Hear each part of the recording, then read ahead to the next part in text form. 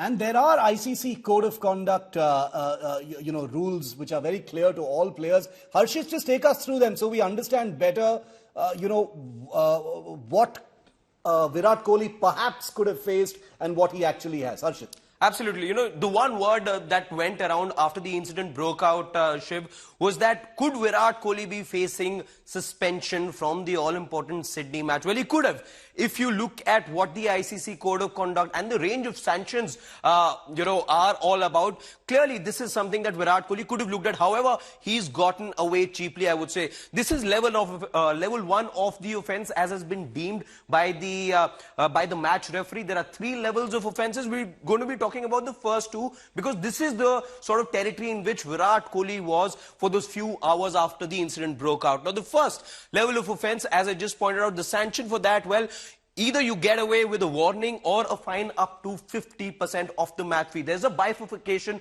over there that everyone needs to understand.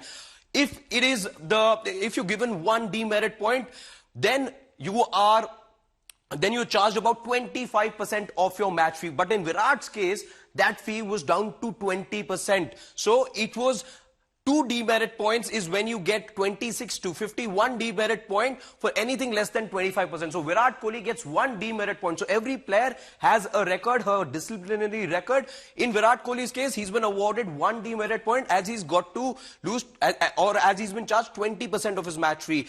Had 2 demerit points been given as deemed by the match referee, then Virat Kohli would have copped 2 demerit points in his disciplinary record. Why I said suspension earlier is because had it been deemed as a level 2 offence, then the range of sanctions are anywhere between 50 to 100% of the match fee to 2 demerit points or 2 suspension points. Now, 2 suspension points is what gets you a match suspension.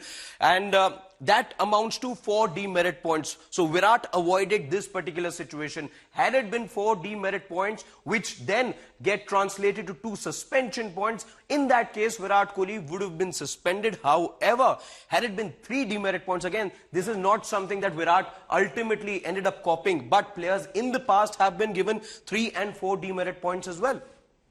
Harshit, thanks very much for that. And as I wrap this segment, while we do acknowledge, what happened may have been needless, let me also make it a point to mention here that the Australians play hard and dirty. They are past masters. In many ways, the real purveyors of the dirty stuff that happens on the field. There's a lot of sledging that takes place, a lot of abusive behaviour, a lot of violent behaviour. So the Australians know a thing or two about it. So if we zoom out just a little bit and stop giving gyan to the likes of Virat Kohli, because they're the ones in the trenches actually playing these matches, and while acknowledging that everyone can get rattled, let's make it very clear, we are on Team Virat. There is no question about it when we are talking about this national hero. Thanks, Harshit, for joining us on that.